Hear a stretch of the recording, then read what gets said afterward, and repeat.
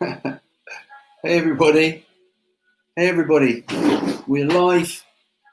Apologies, a couple of minutes late. Technical problems, but we're sorted now. What we got? Waffles. Waffles. Oh, lots of people. Chat's been going on. Good to see everyone. Hi everybody. Hello everybody. Everyone's here. Just catching up. Belgian waffles. Maple syrup. Or what's that one? The chocolate one.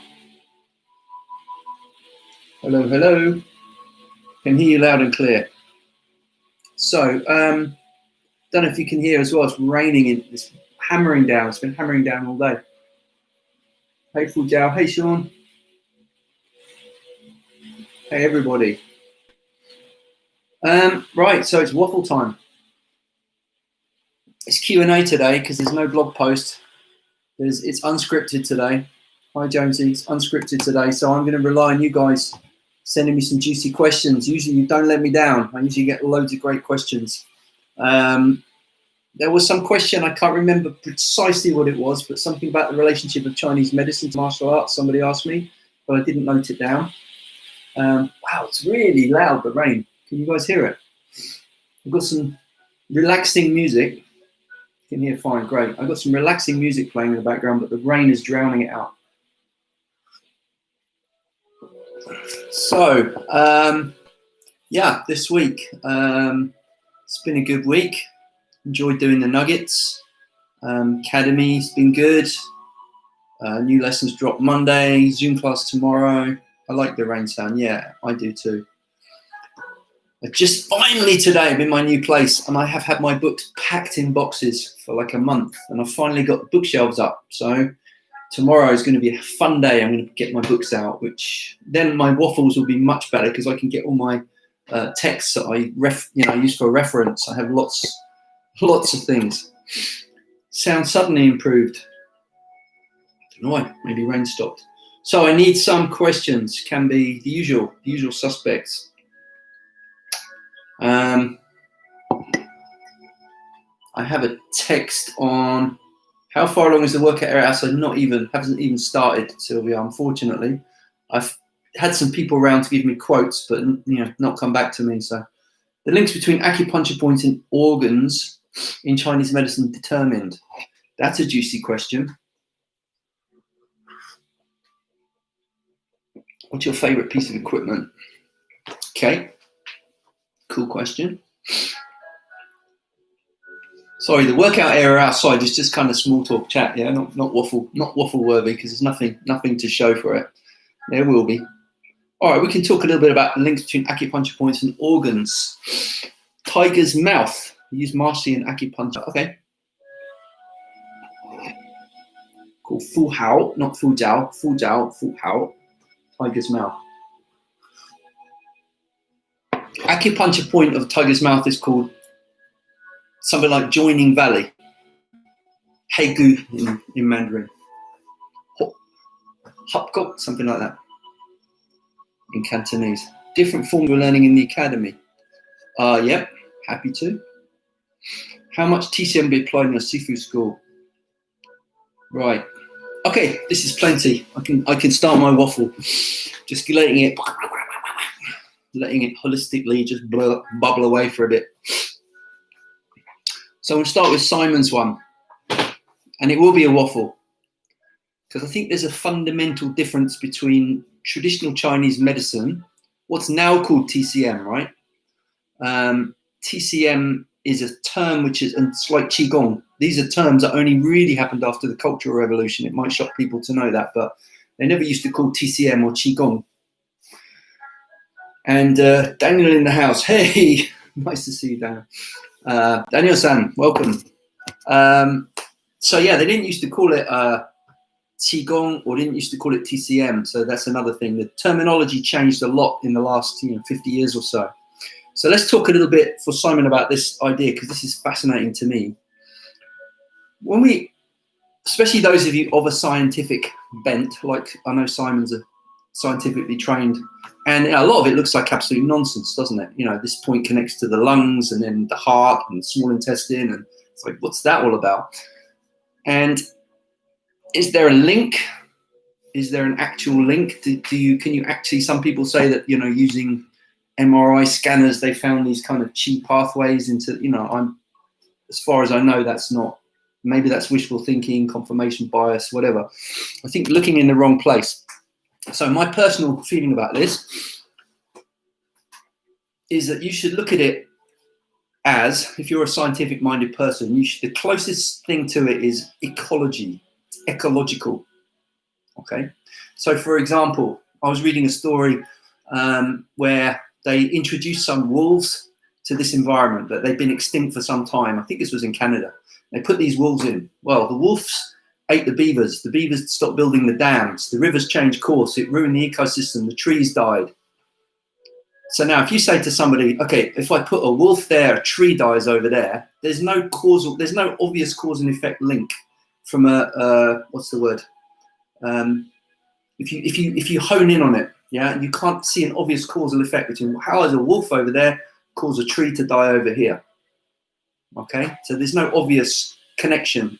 The thing you have to do is step backwards and you have to look at the ecosystem and you see, okay, this affects this, affects this, affects this, and then therefore you understand actually it's correct. But if you're looking for some magical line of energy connecting the wolf to the tree, it's metaphorical. It doesn't exist in the way that a nerve or a muscle fiber exists, right? Does that make sense? Is everyone kind of on the same page as me here? Ecosystem, yes. So I think that's the way that the Chinese think about things. Okay, so if you think about in that kind of mindset, then a lot of things which we would say is symbolic and patterns and what they call energetic systems are very real, but not real in the sense of physical organs. So when the Chinese say organs, they're not actually talking about the same thing as Western doctors. So if you say, for example, the consciousness resides in the heart, or the liver is in charge of planning your future or something, it sounds like gobbledygook. And it is, if by heart you mean the physical pumpy organ and the liver you mean this lump of flesh.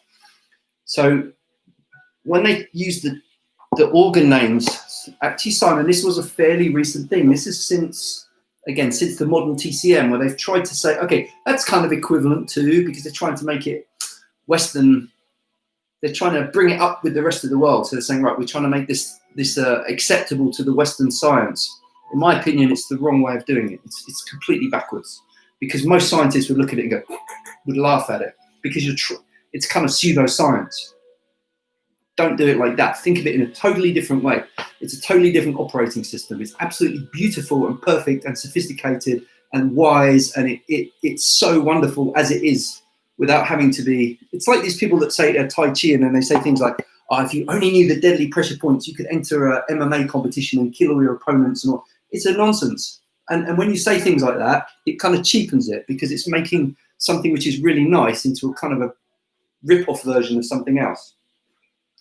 Yeah, so please understand, this is me speaking. This is not the way the Chinese would say it. It's not the way most Westerners say it. I'm a kind of bit of a mishmash. So that's why it's a waffle, right? So don't quote me. But this is the way of understanding it. For me, that makes sense. That gets rid of all the cognitive dissonance. So, okay, so to come back to the question, good, more questions coming in, great. But I'll just come back to Simon's one. How are the links between acupuncture points and organs, medicine? So if you think of it that way,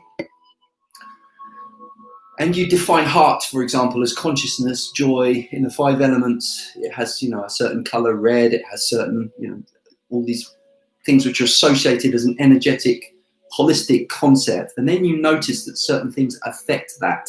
So it could be trial and error. So some of the original acupuncture points were probably discovered from, someone got, it's a joke, but someone got shot by an arrow and their cold cleared up. It's like, oh, okay, there's a connection. So if you imagine centuries and centuries of, what's the word, where it's simply trial and error and then gradually collating it. And they used to have something called the Shaolin Bronze Man, where it was the Bronze Man rather, and it was a bronze figure, and they drilled holes where the acupuncture points were. And what they would do is they would fill it with water, dip it in wax, and the wax would harden. And the acupuncture student, when they were taking their examination, this was hundreds of years ago, right? And they would give them the needle and they would go in and out and the water would come out. That meant they were accurate, their point was exact. And that was how they used to graduate from acupuncture school.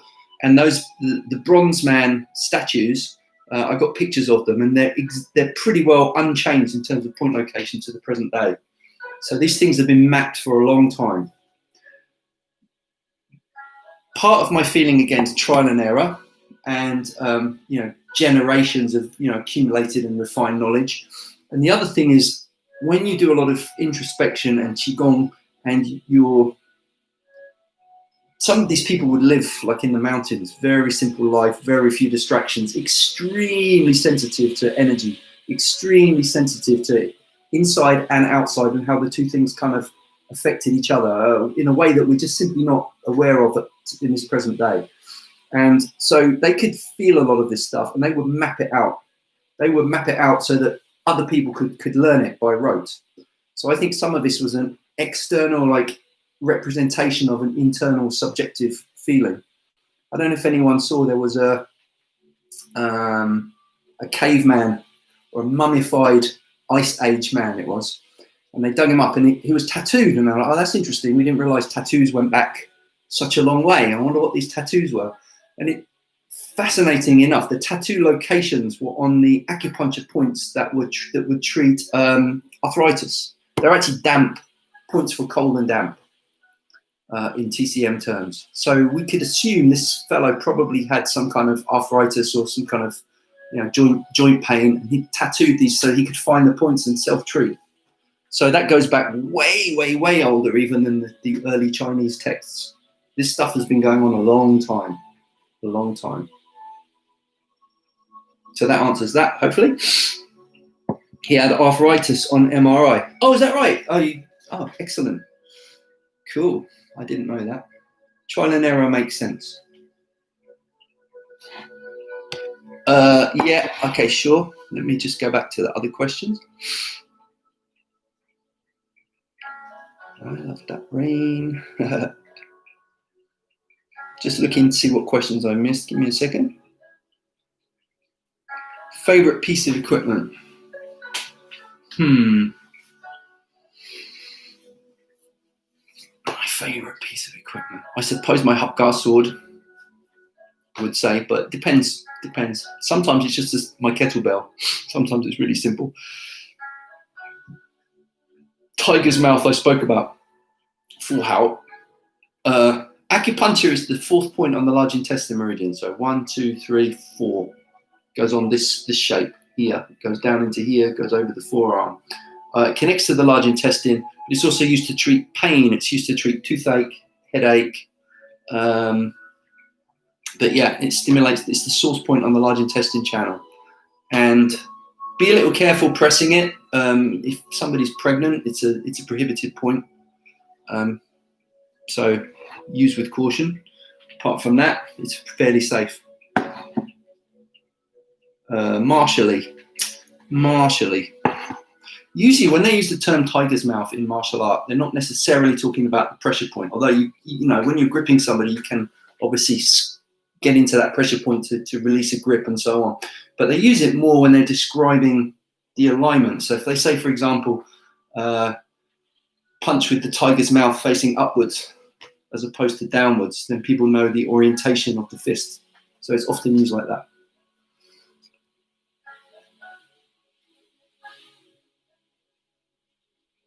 How much would TCM be applied in your Sifu school? Okay, so one of the things that's a little, I don't know if I say sad, but if you go to the old generations, like my Sifu's father and back, the two things were usually together. So most Sifu had some kind of a therapy, whether it was acupuncture or whether it was massage or whether it was herbs, tita. And that was part of the tradition. In mainland China, after the Cultural Revolution, they said, no, you can't do that. You're either a coach, so they tried to get away with the Sifu thing. You're either a coach or you're a doctor. Again, trying to westernize it. So there was a time when the teachers had to choose, and some of my Sifu's father's students I met, one was a really famous acupuncturist. I actually spent some time in the clinic with him. And my Sifu explained that, when they had to choose, he was like, no, medicine, my heart's with the medicine, not with the martial art. Doesn't mean he didn't practice, but you couldn't professionally do both. So in my Sifu school, there was no clinic. Sad, right? I think it's sad. You still get them in Hong Kong where you have a clinic and school in the same, but they're a very different vibe. Very different vibe to the mainland Chinese ones at the moment. I have good friends in Hong Kong that are Tita doctors that have clinics and also teach Kung Fu. So that hopefully answers that question. I'll just go to the bottom. Yeah, sad. Yeah. Does 𝐿𝐴 have its own Tita formulas? Not really. I know they try to say about like different styles like 𝐿𝐴, Tita Jiao, whatever, but I never really saw it like that. It was more like, yeah, there was a family recipe. There was like lion dance is a good example, right? You can see by a lion dance what area they would come from and therefore likelihood what school, but it wasn't necessarily saying, so you had like the Fat San lion, but they played the same beats. Doesn't matter if you do 𝐿𝐴, Choi Lei Fat, 𝐿𝐴, 𝐿𝐴, it's kind of the same. So I'm a little skeptical. And the same thing with the Tita, that you might have they'd be broadly the same in the areas rather than the particular schools. But sure, each teacher would have his own like speciality.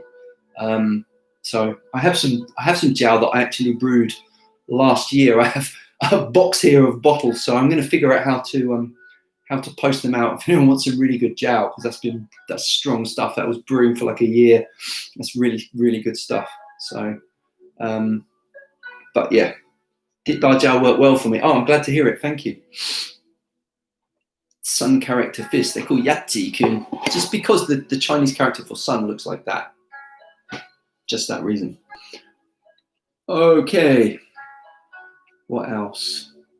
Translate the writings on the scrolls behind you. Now, you put me on a spot here because I'm not a reader of Chinese. I can speak it, but I don't read it. But anyway, this 𝐿𝐴, first two, 𝐿𝐴. Okay, 𝐿𝐴, 𝐿𝐴. So it means 𝐿𝐴, 𝐿𝐴, and Tai Chi. So it's the three systems. This one is Dang Si Kung Fu. Is my Sifu's. Basically means the Dang family branch of Kung Fu system. That's pretty much what it means. And then the other is the three systems, three styles within the system.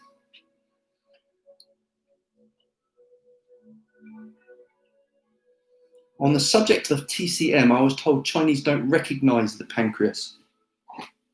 Is that true?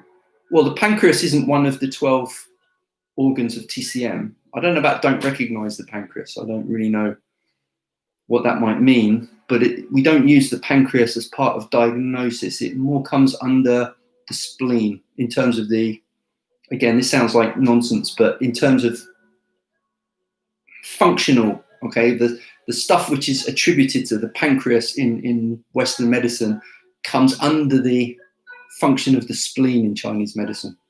Okay, maybe it's a strange answer, but that's how it is. Me too, loved it, Jiao. Awesome. Anything? Have I covered all the questions, or did I miss anything? TCM. Share the stories of share the stories of the different forms of learning in the academy. 𝐹u Dao was Wang Yanlum's form. 𝐹u Dao, tiger and crane double shape. That's the one that the advanced students are learning in the academy at the moment. That's from Wang Yanlum. So if you look at go on the blog posts, and I've got family trees and so on. 𝐹u Dao is from Wang Yanlum. The 88 form is from Li Yulin. Okay, Li Yulin, and that was based on Yang Chengfu's form, where that come from and how that was created. Do you remember any epiphanies from your early training, especially concerning chi energy?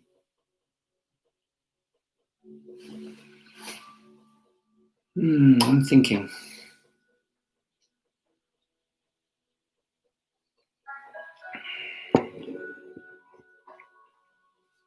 I'm thinking chi, energy.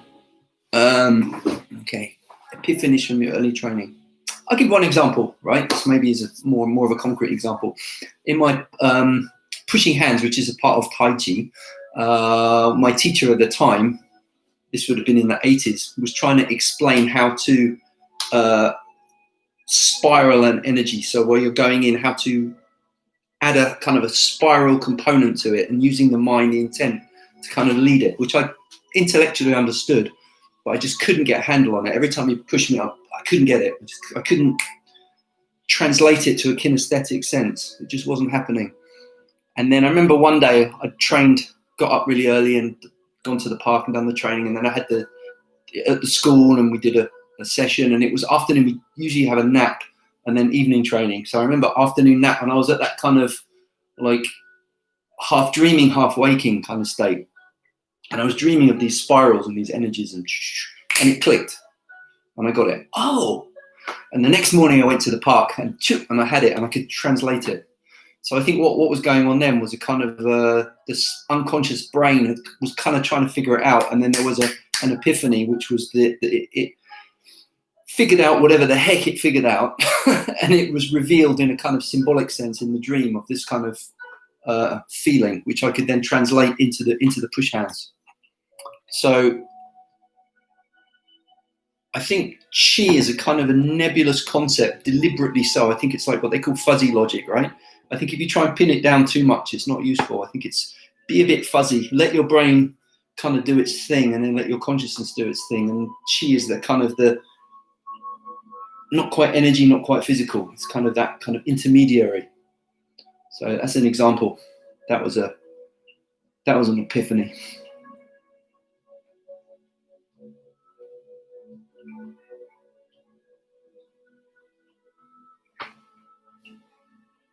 Okay, we can hear music now. Rain must have stopped. Yay! Ah, so chi is more wave than particle. Hi, Lucas. What? Didn't you get that piece of chi I sent you last week? What's your likely teaching syllabus for the online course in terms of what we'll learn in what order? Okay, so we start everyone with the fundamentals and a 𝐒𝐻𝐿, which is 6 months worth of training. So that covers, so you've got the 8 Qigong, 12 bridges, 10 stances, 14 hand techniques, 8 kicks as like your fundamentals. And then you've got your 𝐒𝐻𝐿, which is the first set. Okay, after that, it's more flexible in terms of teaching order. So, for example, Fu Hok and Sulahorn, no problem. You can learn those in either order. Stick, sword, spear, same thing. And then usually teach the Dailahorn afterwards.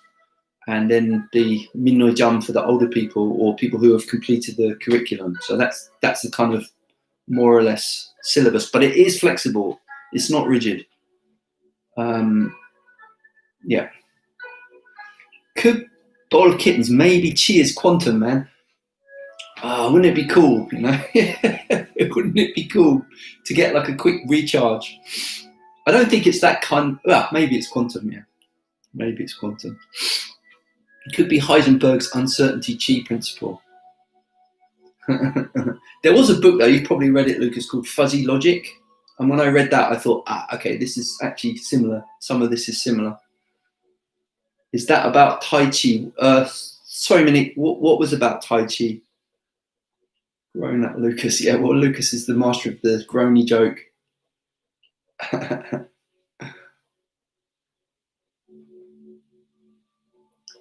Bart Costco, thank you. That was the one. The curriculum. Oh, I'm sorry, Monique. No, I was talking about the because Fu Jiao asked the question, and he is enrolled in the Kung Fu curriculum. So for the Tai Chi curriculum, people can learn the 8th form if they want to first. That's a nice little intro. That's good. That's on my kind of intro course. If people are in the academy, though, I tend to start straight away with the 24. Because we teach the 8 on the nuggets. The 24 is a good one to start with. It takes about 5 to 6 minutes. And that really gives you most of the health benefits of the Tai Chi. So that's the first form that I teach. That takes about 6 months to learn the movements. Okay? To learn the movements. To get it halfway decent, on average takes about 12 months.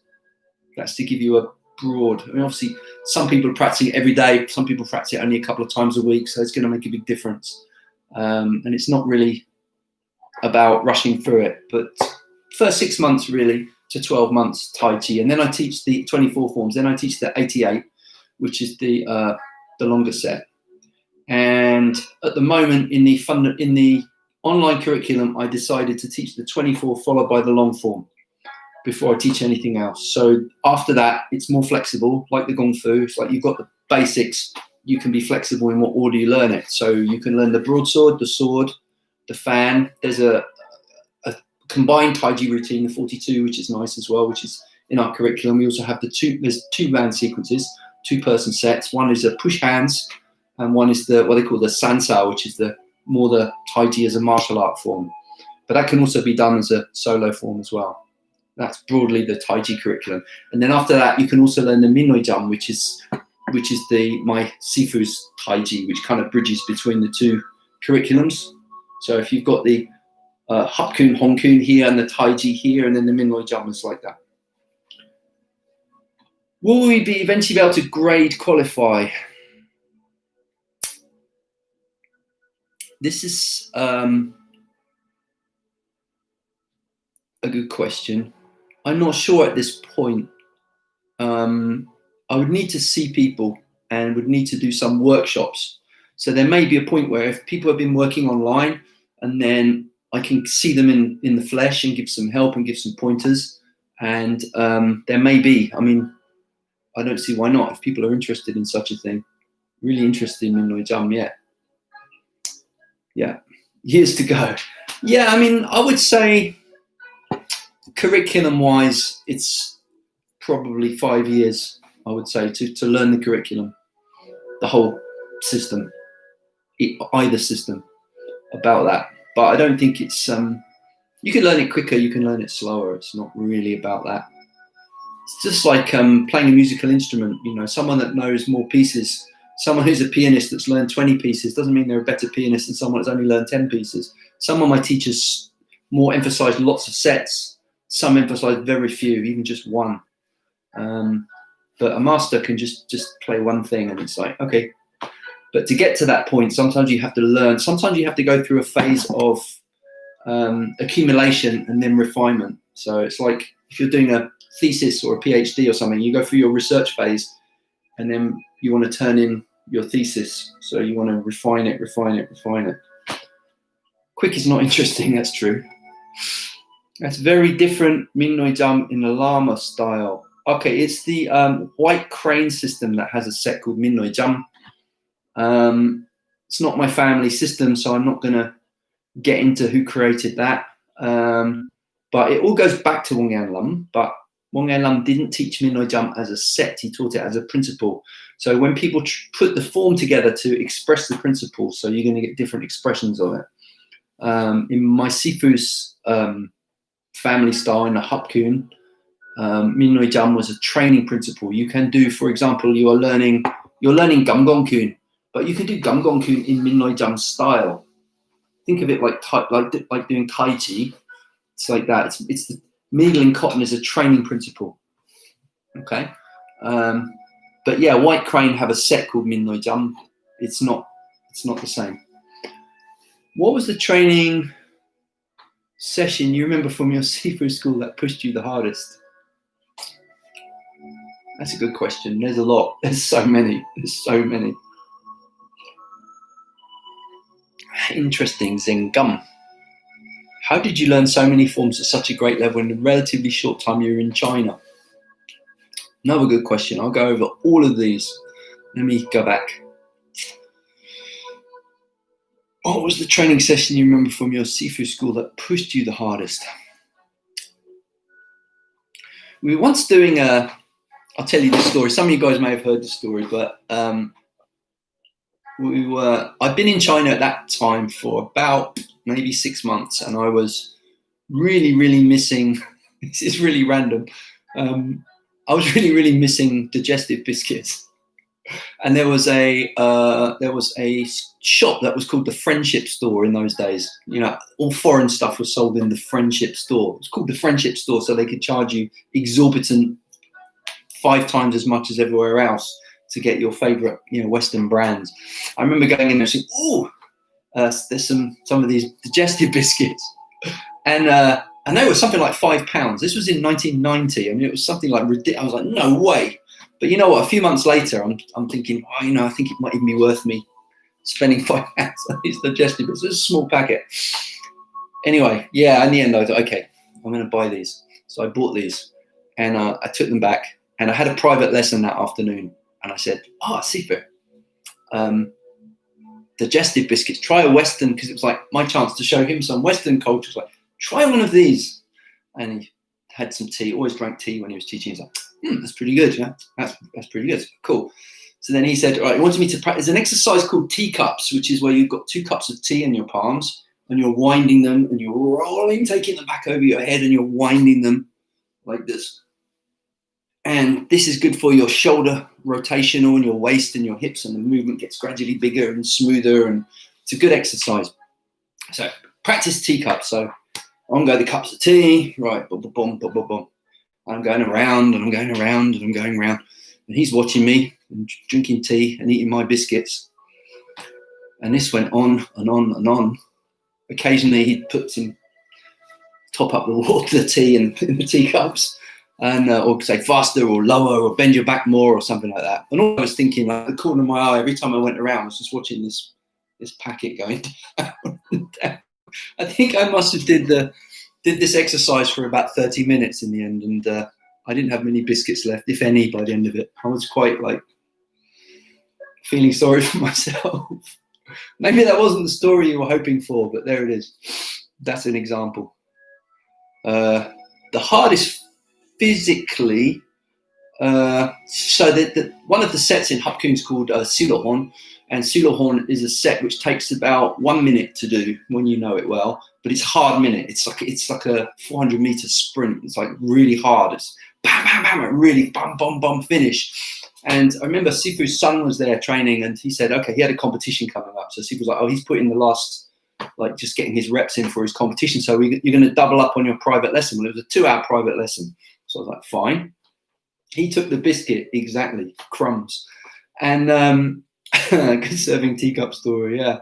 So where was I? I've forgotten. Oh yeah, 𝐒𝐿𝐴𝐿. So he was ready for competition, and he would have been about, I don't know how old, 12, 13, right?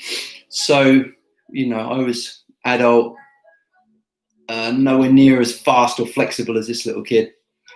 And I did my form, and I remember like this, boom, boom, boom, finished it. And it's like, Sifu was like, okay, you'll alternate, so one gets a rest while one goes. It's like, okay, that works for me. And this kid come out, bam, bam, bam, bam, bam, bam, bam, finish. I was like, what? What the heck? I was like, hadn't even got my breath back yet. And Sifu was like, hey, your turn. Okay, so I go through my boom, boom, boom, boom, boom. Finish. His turn. And so it was like the rest periods were like much, much shorter than the work periods, whereas I'm kind of the other way around.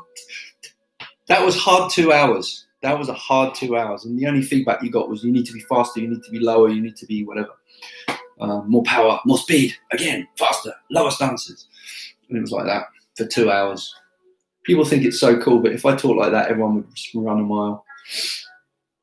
Good job they weren't custard creams. Exactly. How did you learn so many forms, such a great level? Okay, first of all, when I went to China, for the first time, I was 20, and I was a Kung Fu head from when I was 14. So I had 6 years of, I don't know how to put it, compared to something like obsessive compulsive with Kung Fu. I mean, that's all I did. I was so, everything I did, every night I would be going to classes and training. So I was never very casual about it. So I just done that 6 years. I just lived, eat, breathe, and all I wanted to do was go to China. So when I went to China, and then Sifu kind of saw my stuff and was like, okay, fundamentals are good. We can start with the sets. And then after 6 months, right, of like hours and hours and hours of daily learning. And then I felt like I had a full tank. I was like, no, I got enough stuff to practice. And Sifu basically said, okay, go back, practice this, come back next time, but work on your Cantonese so I can show you more detail. So when I went back to England, all I did was train Kung Fu every day and learn Cantonese. So my mind was just like, I'm going to go back.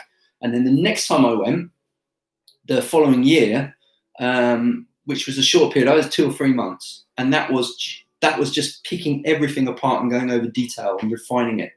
And I think the third year I went back, it was like, okay, I was actually starting to get it. It was starting to kind of gel for me. So I know it was maybe not a very conventional way of learning it, but it worked for me at the time. But if you think about it in terms of hours of practice, it was a lot. It was a lot. I don't think, well, I certainly couldn't do that now. I'm not, 20 anymore, but that's kind of how it was in those days. And that was 30 years ago, and I'm still like all the time in my Sifu.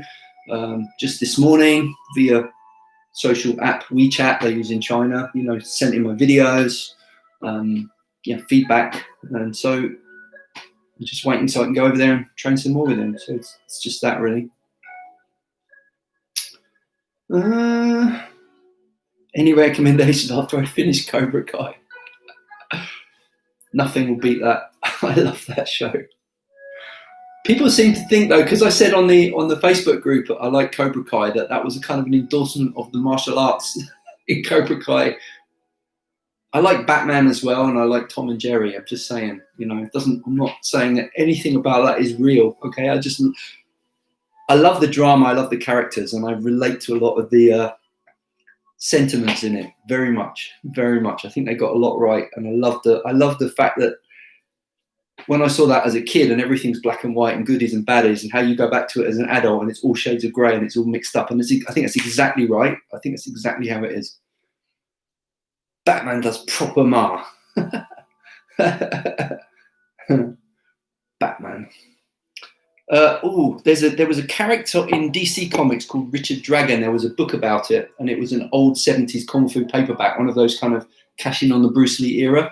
And DC bought the rights and made some cartoons of it, and they've just done Batman and Richard Dragon team up animated cartoon. I haven't seen it yet. I'm going to watch it this week, so that would be my one. That's total geeky, sorry, but that's what I'm going to be watching this week. Why did you decide to study 𝐒𝐻 Kung Fu? Confirm, Tom and Jerry's Kung Fu. Thanks, Matteo. Why did you decide to study Deng's family Kung Fu? Well, I'll tell you the story of that. Okay. I'd studied Southern styles, say, for 6 years before I went to China, from when I was 14 to when I was 20. And so, and I loved the movies, the Shaw Brothers movies, and they're always set in Canton. You've got the 10 Tigers of Canton, and, all the Lau Garland movies, and all, so you saw the Southern styles, Hong Kong, and so on. So I had in my head I was going to China, and it was going to be Canton. For whatever reason, I mean, like, remember, there was no internet and stuff. Everything was mixed up with the movies, and I was a stupid kid and so on. But anyway, Canton, it was going to be Canton. So when I went to Canton, I visited so many different schools, and there was quite a lot of contemporary wushu, which was the kind of post-cultural revolution Kung Fu, where it had become much more of a performance art, amazing performance art, but really lacking in the applications in the martial art training. So I was really looking for a traditional teacher. And I met wushu champions and all kinds of people, but I wanted a traditional master. That was my thing. That's what I went for. And I went to Deng Sifu school, and he was there one evening. Well, the first time I went, he wasn't there. So I came back another time, and he was there, and we met, and he goes, so what are you interested in then? So I was like, traditional Southern style. So, okay. And I said, I've been practicing for 6 years, blah, blah, blah. And he got some students to come out and they did some flashy something, which I'm not really into, like just leaping kicks and like, okay, yeah, fair enough. So I was looking for something more traditional. He was like, okay, show me what you learned in the UK. So I did a Hungar set, and he was like, it's my granddaddy's Kung Fu. I was like, really? Really? And he goes, yeah. And then we were chatting, he made me tea, and I had an interpreter with me. He couldn't speak much Cantonese in those days, but he was telling me that he had a tradition of Southern style. And I thought, okay, sounds interesting. And I'd visited other traditional teachers as well. And, you know, I, for example, had a few lessons with the 𝐿𝐴 guy, and I'd done some Hongga with another teacher, like bits and bobs. But none of really just kind of gelled. Anyway, my Sifu 𝐒𝐻𝐷𝐻𝐿, he got up and he said, okay, I'll show you a little bit of our Kung Fu. And he did a little bit, I don't know what it was. I think it was 𝐂𝐚𝐭𝐫𝐨𝐵 or 𝐿𝐴𝐴 or just, it was like maybe 10 moves. And I was just like, whoa. I just remember that sense. And when he turned it on, like really turned it on, and the hairs on the back of my neck just stood up. I was like, yep, that's it. I was like, yeah, I want that. I want that. I had no doubt. I was like, that's what I want to learn. So it wasn't that I went out specifically to learn Dung's family Hapga. It was more, well, his name kept coming up. It was like, oh, traditional master, you should see Master Dung, you should see Master Dung. And I heard that name like in the parks and in various places. And so the first time I went to the school, didn't see him. Second time he was there. But when I saw him do it, I was like, yeah, okay, that's it. That was it. I was hooked. I loved his Kung Fu. That was that. It was, I think what it was so, maybe brutal is the wrong word, but it was functional. Like, he'd show you the movement and he'd show me the applications, and they were also obviously right. There was nothing that made you go, you know, you see these really silly martial arts, you know, where you're, you know, ridiculous applications that would never work in a million years in a real fight. My Sifu would show the applications and you'd be like wincing because it was just so nasty. That wasn't his public face. When he does his forms, he's very, very gentle and very gentleman. But when he turns it on, he's the real deal. He's the real deal. So that was like, yep, I want to learn this. Apart from Iron and Silk, is there any good realistic character-driven martial arts movies? I liked Iron and Silk. I actually read that. When was that come out? That was, I think, when he was in China, was a few years before me, and he was more in north of China.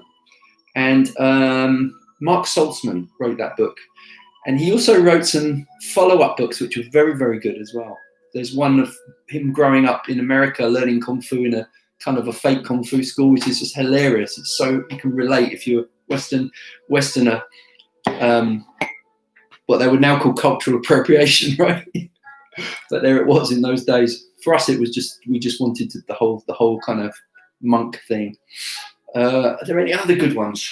It's a good question. Let me think about it. None comes to mind, actually. None comes to mind. I'll think about that. Haven't got an answer for you, Daniel, at the moment. Any other questions, or did I miss any? Oh, crikey, it's 7:15. I have waffled. This is what happens when I have no script. I go on too long. You guys are ready to have your dinner or whatever now, right? I guess we'll tie it up there, unless there's one more question or anything I missed. That was an interesting 45 minutes. Thanks, guys. Thanks for the awesome questions.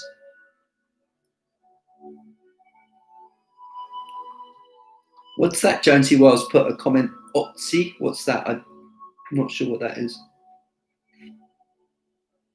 TCM. I think I've answered all the questions. Oh, it was in relation to my being diabetic. Sean, I missed that one. Okay.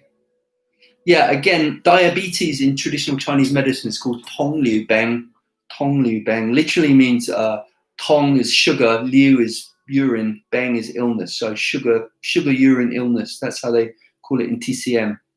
And yes, it's a function of the spleen not transforming. But yes, of course, we understand it's to do with the secretion of insulin. I would seriously look into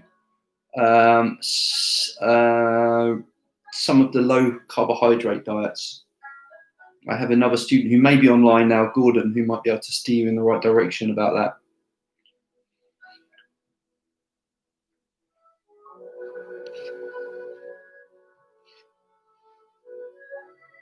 Spleen is right next to the pancreas, so that's anatomically right. 𝐒𝐡𝐚𝐧𝐧 is the Iceman with acupuncture. I don't know what that is. Sorry. I'll look it up. Good long waffle it was, wasn't it? Ron? That was the caveman. Oh, okay. That was the name of him. See, I just vaguely remembered the story from years, and I read it many years ago. I didn't remember the details. Thank you for telling me that. I can look it up and get some more detailed information.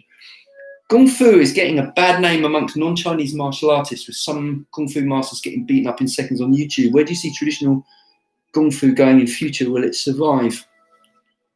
I tried to do my bit by training MMA team and trying to say, look, you know, I think we got up there and we won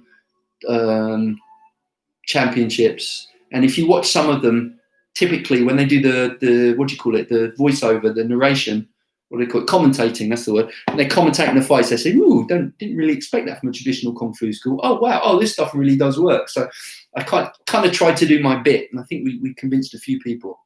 The truth, though, is really simple. Most Kung Fu people can't fight because they don't practice fighting.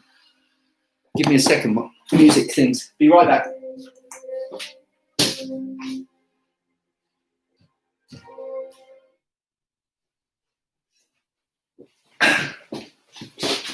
Okay, sorry about that. Yeah, most Kung Fu people who don't practice fighting can't fight. Simple as that. If people are saying that you learn these traditional forms and then you can fight, it's not true. So Kung Fu people hate me. MMA people hate me. Kung Fu people hate me for calling out the fact that you can't fight just by practicing forms unless you practice fighting with them. And MMA people don't like me because I really practice a lot of traditional Chinese martial arts. So I'm hated by both sides equally. Kung Fu's getting a bad name. It's not Kung Fu that's the problem. It's training methods and people confusing health practice with fighting, in my opinion. Show me some MMA technique that doesn't exist somewhere in Kung Fu. Looking forward to next week. We have lots of starting questions. Yes, I'm not going to keep you too long. 𝐂𝐡𝐚𝐧𝐧 was found in the ice in the Alps and he had tattoos and arthritis. Excellent. I'm glad I remembered that correctly. Glad the shrine is back in one piece. Me too. But we like you, so that's okay. Oh dear. Not really Ice Age. Okay, Matteo, that's your area of expertise. So I'm going to absolutely defer to you on that. Although all I will say is that it predates a lot of what we think to be the origins of acupuncture. So it just proves that acupuncture has been around longer than we thought. Knowledge is good regardless of where it's come from. Yes, but my Sifu used to say, when you drink the water, always remember who dug the well. So I'm going to finish on that one. Going to finish with a bit of fortune cookie wisdom for you. So that's it for tonight. Thank you, everyone. Thank you for putting up with me for almost an hour.